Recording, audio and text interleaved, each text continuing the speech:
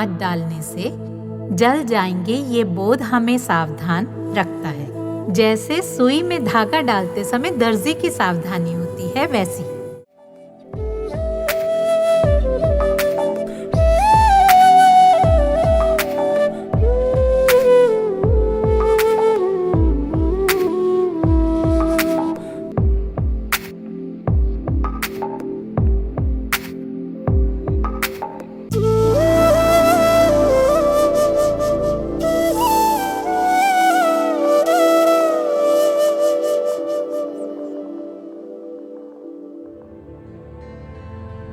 जीवन को यदि घड़ी का पेंडुलम माने तो यह दुख सुख के बीच ही डोलेगा। नदी माने तो भी दुख सुख इसके दो तट होंगे जिसके बीच जीवन प्रवाह जारी रहेगा। दुख और सुख जीवन में आते रहेंगे, किसी के जीवन में तनिक कम तो किसी के तनिक अधिक। मनुष्य की रुचि यदि अध्यात्म में होगी तो वो दुख के सागर में डूब नहीं जाएगा और सुख में आकाश को नहीं छूने लगेगा। समत्व की धरती पर हमारे पांव टिके रहें, इसके लिए आवश्यक है कि हमारा मनोभाव तटस्थ हो कि यह भी बीत जाएगा। आसक्ति वो जो आ भी सकती है, जा भी सकती है। सुख में आसक्ति ना रखें, सुख का दुराग्रह ना करें, क्योंकि वैसे भी इसे कोई रोक कर तो रख नहीं सकता। और दुख से भागने की कोशिश ना करें, सहज साक्षी रहकर इसे जाते हुए देखें। किसी के भी जीवन में ना सुख सदा रहा है ना दुख, तो भला हम किस खेत की मूली हैं। असल में सुख दुख कुछ है ही नहीं, स्थिति परिस्थिति मात्र है। अनुकूल हो तो हम सुख मान लेते हैं, प्रतिकूल हो तो दुख का लेबल लगा देते हैं। पानी ही पानी है, किनारों को नाम हम ही देते हैं। गुरबाणी कहती है, जो नर दुख में दुख नहीं माने, सुख सने और भय नहीं, जाके कंचन माटी माने। जिस साधक में दुख और सुख को, प्रेम और भय को समान समझने का साहस आ गया, उसके लिए कंचन और मिट्टी में भेद नहीं रह जाता।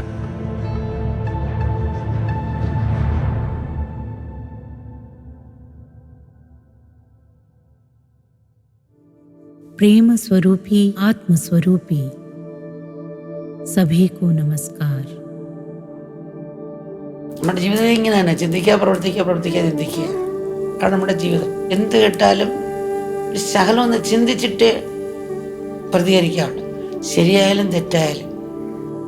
हमारा जागरूक सावधान रहना आवश्यक है। जागृति यानी बोध। आग में हाथ डालने से जल जाएंगे ये बोध हमें सावधान रखता है। जैसे सुई में धागा डालते समय दर्जी की सावधानी होती है, वैसी। जैसे बिजली के नंगे तार से सावधानी। हर परिस्थिति में थोड़ा सोच विचार कर चले, तभी विचारों में अंतराल आएगा, वरना विचार या इच्छाएं हमारे स्वामी हो जाएंगी और हम दास। हम नहीं रहते। इच्छाओं के वशीभूत मनुष्य उन्मादी। अभी हमारे विचार एकदम से वचनों और कर्मों में व्यक्त हो जाते हैं। गुस्सा आया, चांटा मारो। मन है पुरानी कार, रुकेगा टक्कर के बाद ही। कर्म दोहराने से बनी आदतें हमें निगल जाती हैं। तो विचारों, वचनों और कर्मों में चाहे थोड़ा ही सही अंतराल दें। अभी अंतराल नहीं है, हम जरा रुकें तो अंतराल बनेगा। यहाँ प्रकाश का प्रवेश, प्रकाश हो जाएगा। ये प्रकाश हमें स्वयं को संयमित करने की क्षमता देता है, तो आध्यात्मिक ज्ञान परिस्थिति पड़ने पर विवेक करने में सहायक होगा। अभी विचारों और कर्मों में अंतराल नहीं है, यही धैर्य की आवश्यकता है। इसीलिए कहा कि धूप में पड़ा बीज या भुना हुआ बीज प्रस्फुटित नहीं होता। विवेक के प्रकाश में बुराई का बीज अशक्त हो जाता है। हम अपने विचारों को पहचाने तो दिशा दे पाएंगे। इसलिए हम कुछ सुने तो सोच विचार कर ही प्रतिसाद करें, वो सही है या गलत। कई लोग बाद में दुखी होते हैं, अम्मा मैंने बिना सोचे विचारे कह दिया। वो बरसों पुरानी अच्छी सखी थी, प्रिय मित्र था मेरा, मैंने उसकी बात सुनने का धीरज नहीं रखा। अब सुलह असंभव है, कारण मात्र एक शब्द। हम बिना सोचे कर्म करते हैं या सोचते रहते हैं? करते नहीं। जागृति अथवा बोध प्रकाश रूप है, मन अंधियारा है।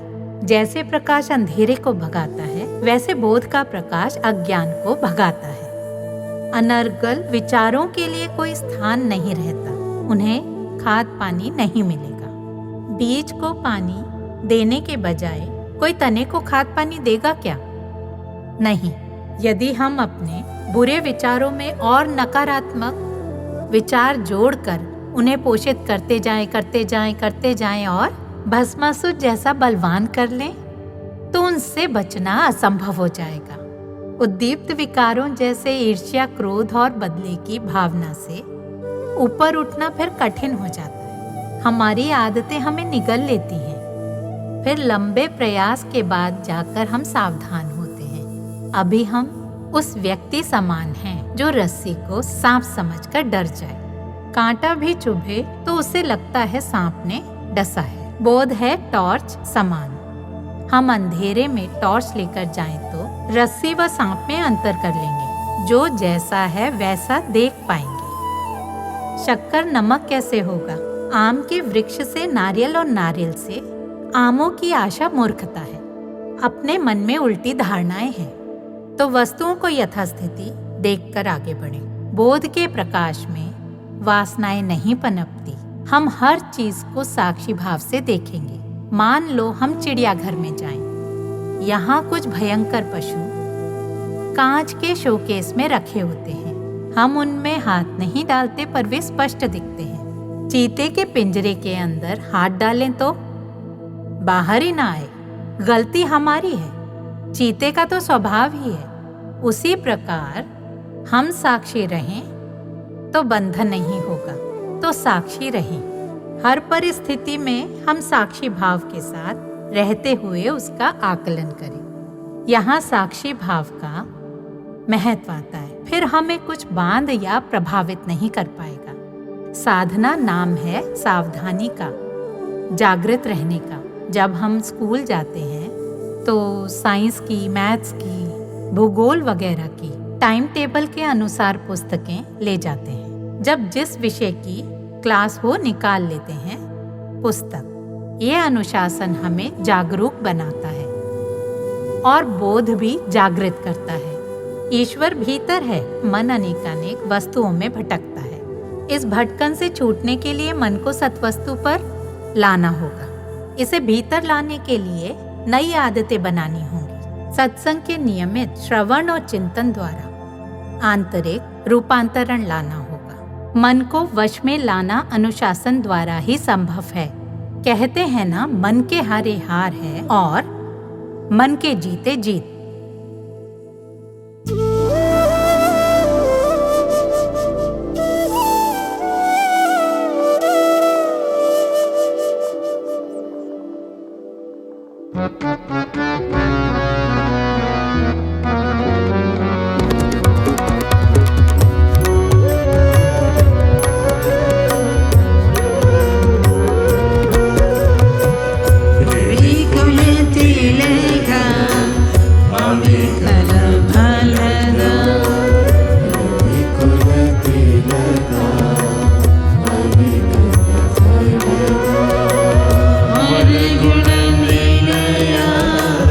हर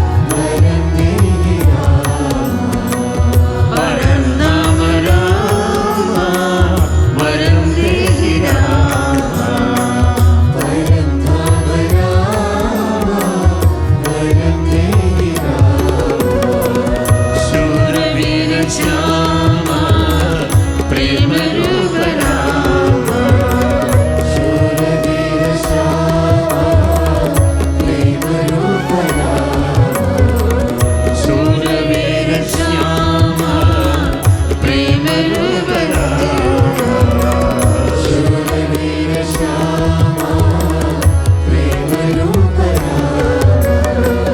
राम श्री राम ओ राम राम श्री राम ओ राम राम श्री राम ओ राम राम श्री राम ओ राम राम श्री राम ओ राम राम श्री राम ओ राम राम श्री राम ओ राम राम श्री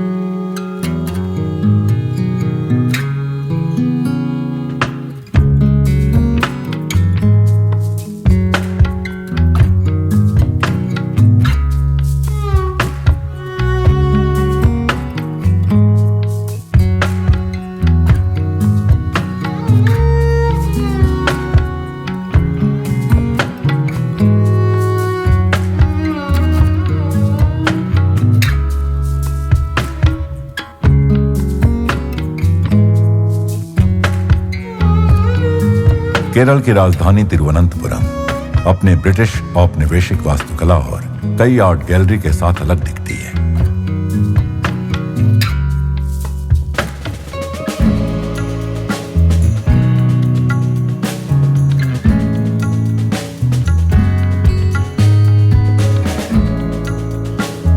इसके सबसे प्रसिद्ध स्थलों में से एक पद्मनाभ स्वामी मंदिर है, जो भगवान विष्णु को समर्पित एक प्रतिष्ठित मंदिर है, जो हर साल दुनिया भर से लाखों भक्तों को आकर्षित करता है। प्रमुख देवता पद्मनाभ स्वामी को अनंत शयन मुद्रा में दर्शाया गया है। तिरुवनंतपुरम शहर का नाम मलयालम और तमिल में अनंत शहर के रूप में अनुवादित होता है। केरल और द्रविड़ स्थापत्य शैली के मिश्रण से बने इस मंदिर में ऊंची दीवारें और 16वीं सदी का राजसी गोपुरम है।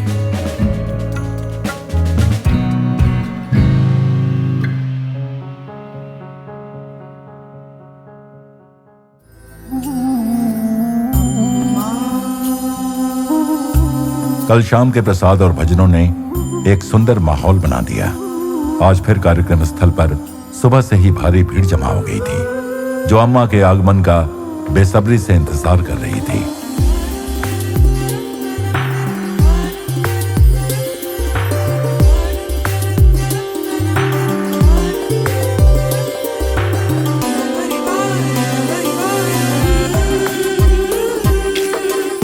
केरल की राजधानी में अम्मा का स्वागत करने के लिए कई गणमान्य व्यक्ति आए थे।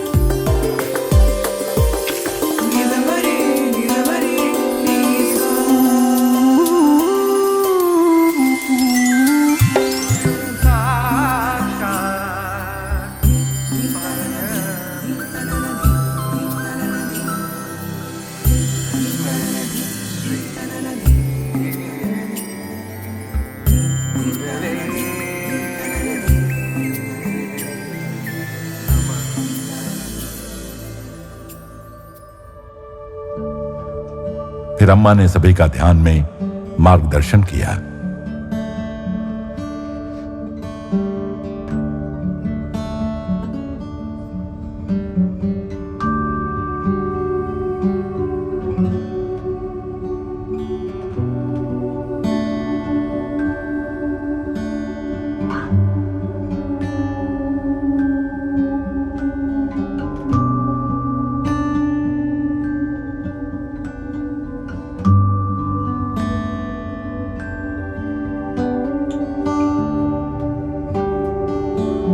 फिर अम्मा अपने बच्चों को दर्शन देने लगीं, जो बड़ी संख्या में इकट्ठे हुए थे। जैसे ही अम्मा के बच्चे दर्शन के लिए उनके पास आते हैं, वे इस दुनिया के भ्रम से पैदा हुए अपने सभी दर्द और दुख उनके सामने रख देते हैं। उन्हें पूर्ण विश्वास है कि अम्मा की दिव्य क्षमता उन्हें उन बोझों को उठाने और अंधकार से प्रकाश की ओर ले जाने की क्षमता रखती है। यह उल्लेखनीय परिवर्तन भक्तों में तब भी दिखाई देता है जब वे दर्शन के लिए जाते हैं। अम्मा का दर्शन केवल व्यक्तिगत उत्थान नहीं है, उनके पास आने वाले सभी के लिए प्रकाश की किरण बनने का अधिकार देता है।